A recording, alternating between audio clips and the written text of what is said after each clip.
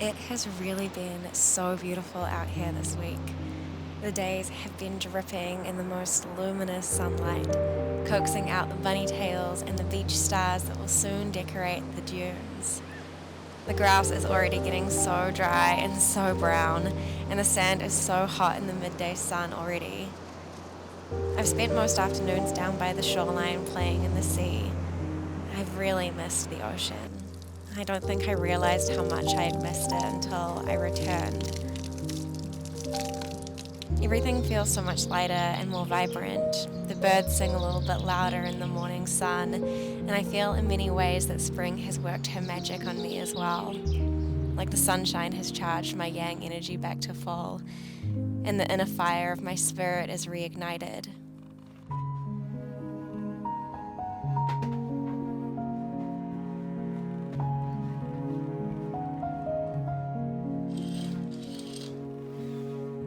I've been sticking to my morning Pilates routine, and I am so proud of myself for that. Working out consistently has been a real challenge for a while, and so it feels so good to be getting a little bit stronger. And then let's return to our workout. But the biggest victory for me with this is that my backache, which has been bugging me for almost 7 months, finally seems to be improving. And I'm not 100% positive if it's the Pilates that has helped, but it is the only change that I've made that I can really think of.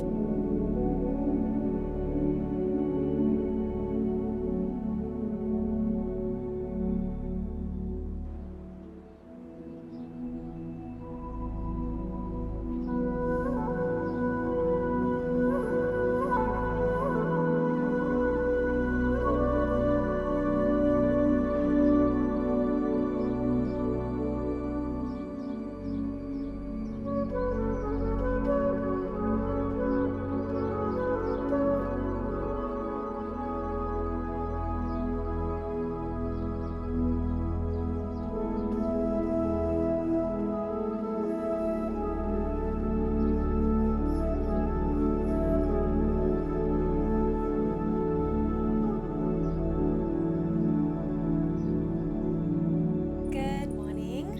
I am just getting all ready. I decided to have a makeup free day today, so I've just put on some hyaluronic acid, niacinamide, and moisturizer. I just put on my shoes because I'm going to go and take this one for a little stroll down to the post office, check the post office. And I have a couple of things that I want to do in town. I want to go visit one of my favorite bookstores and get a couple of books because I did a book depository order recently, and only 3 of like the 8 books that I got arrived. The others got lost. I got refunded for them, but I'm like already through, like I've already read the 3 books that I got, so like I'm out of books. So yeah, we'll go in, we'll visit my favorite bookstore, and then the whole reason for going into town is to go to Sarah, who is the owner of Sala. She teaches Tuesday afternoons, and her classes are just such a vibe, and like I love going in for them, and I just want to make it like a more of a regular routine to actually go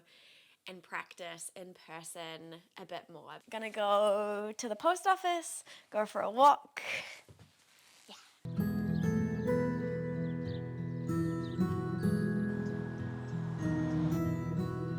Just went to the post office, picked up a little package, and I've come down to my favorite spot, the stream. So beautiful and so deeply nourishing to just come down and listen to that running water. Listening to running water rinses through your brain and like cleanses it. If you know, you know. I'm gonna sit down here by the stream a little bit more, play some fetch with little hippopotamus, and just soak in all of this nature magic.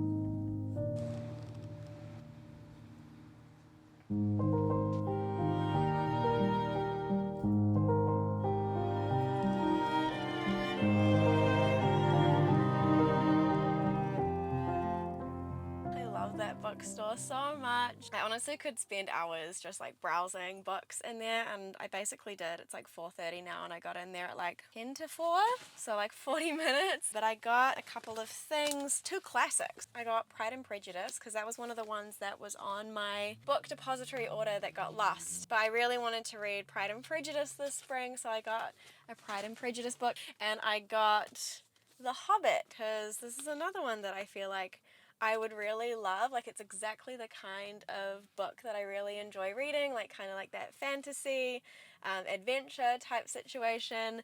So it's kind of surprising that I haven't read it. I tried to read Lord of the Rings when I was younger, but Lord of the Rings is dense. I want to try read Lord of the Rings eventually though. And then this one, which I've been eyeing up for a while actually. Like every time I go into any bookstore, I feel like I always pull it out and I always look at it and I'm like, should I? But it's called The Island of Missing Trees. So those are the books that I got. I just parked up outside of Sala. I'm gonna go in and get ready and do some yoga.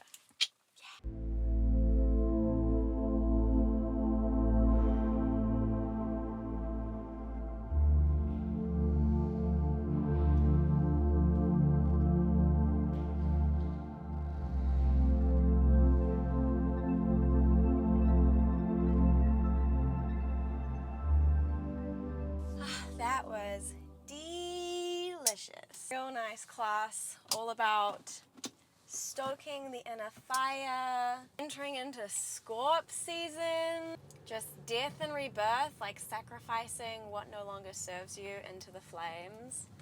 Ugh, everything I needed, honestly. I'm just like so thankful because I've never really had like a community in regards to like a yoga studio that I frequented, because when I got into yoga, that's kind of when I moved out to Piha. Just like didn't make sense to really get a yoga membership anywhere, but it's since I've been teaching at Sala, I just have fallen in love so much with like the community of it, and being in like a big old room with like that class was packed. There was like 30 of us in there, and just like be breathing next to one another. I just can't help but smile when you get into such a rhythm and everyone's synchronized with breath and movement, and it's just so potent.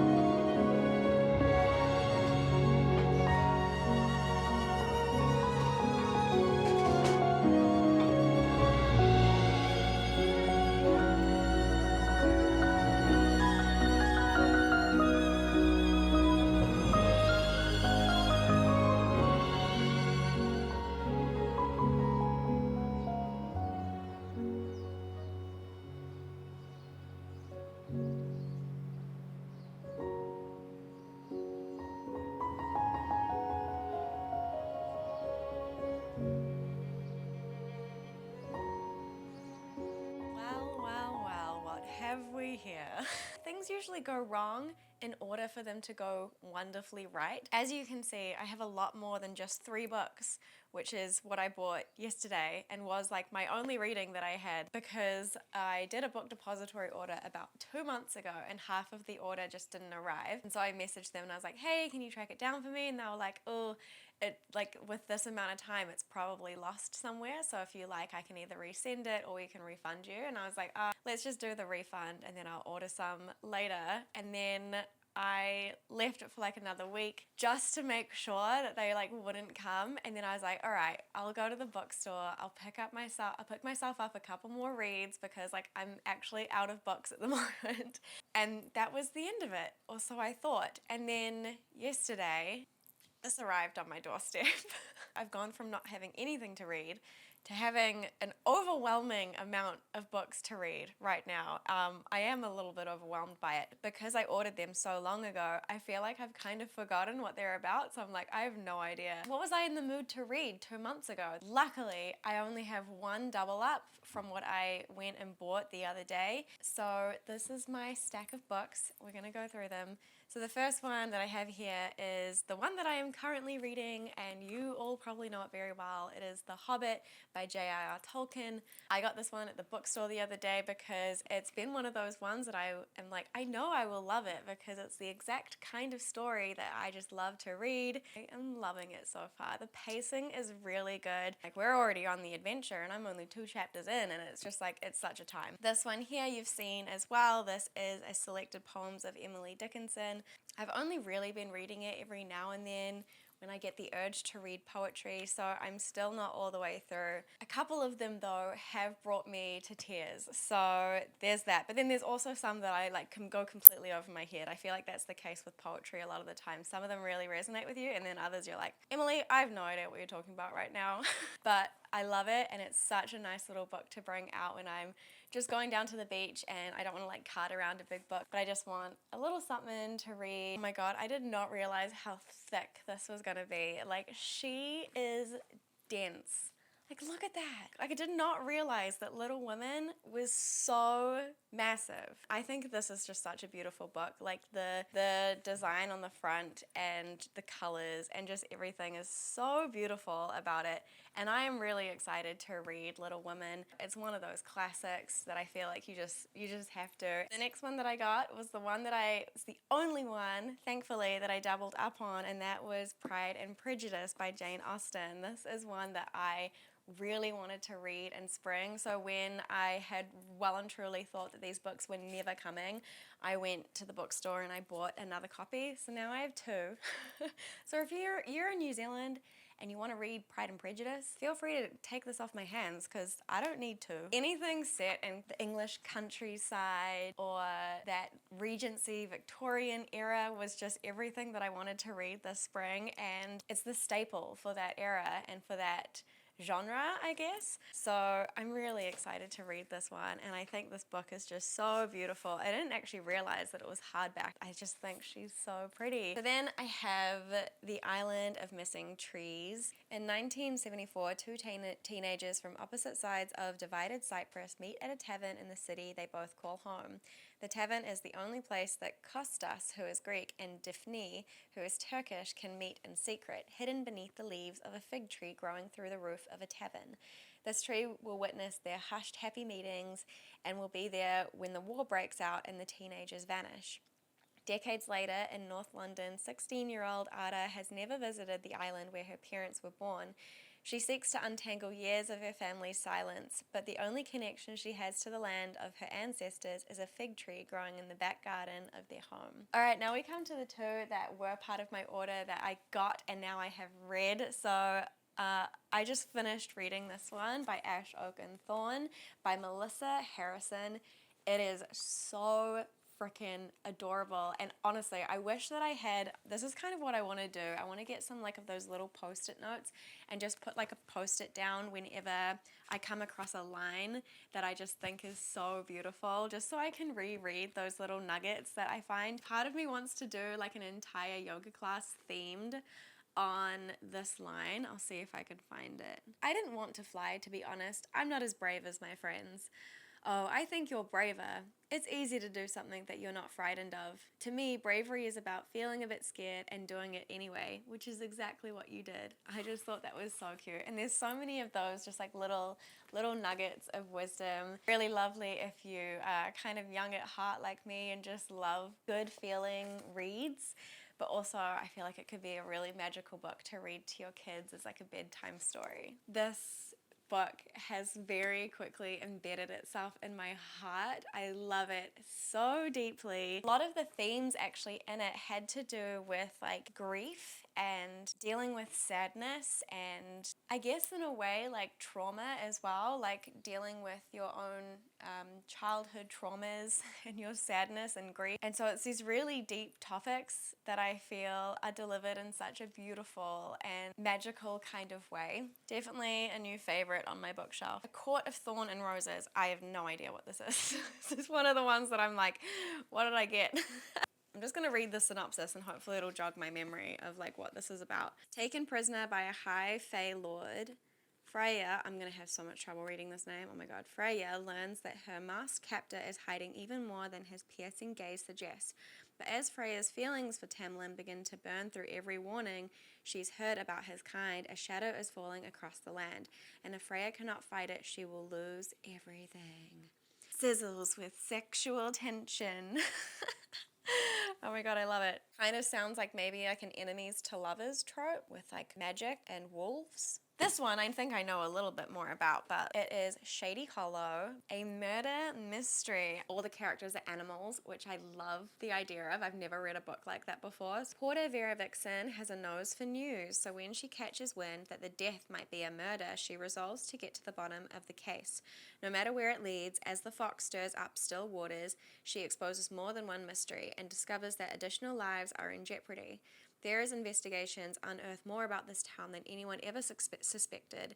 It seems someone in the Hollow will do anything to keep her from solving the murder, and soon it will take all of Vera's cunning and quickness to crack the case. Shady Hollow must be the coziest of cozy crime stories. It's whimsical woodland murder mystery. I want to live there surrounded by enigmatic pandas, diligent mice, and well-read corvids. I didn't even really know what the story was about, but I just got it because I knew it was like this town that's just like a town of different animals, and to me that just was like, that sounds like something I want to read in springtime. So let's get it. And my last one, this is another one that I did not realize was a hardback, and then it came and I was like, oh my god, goddamn, could beat someone over the head with this. Alright, synopsis time. As one of the few witches in Britain, Mika Moon has lived her life by 3 rules. Hide your magic, keep your head down, and stay away from other witches. An orphan raised by strangers from a young age, Mika is good at being alone and she doesn't mind it. Mostly.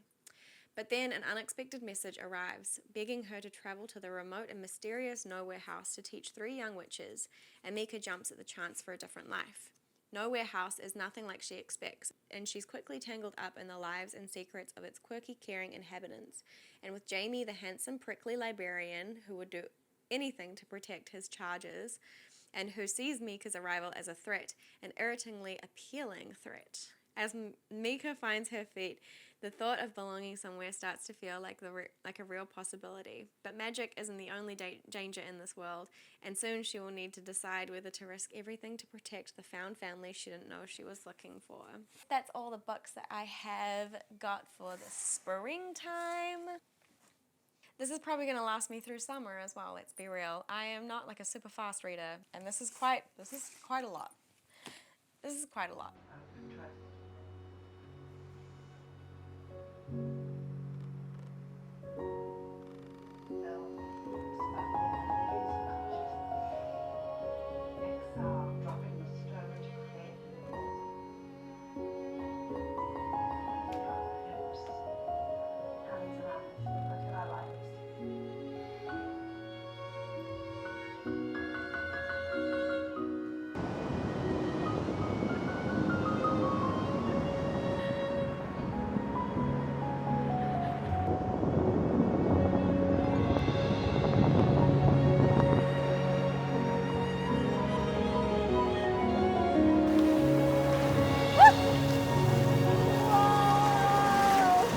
Got one down there. But I'm saturated.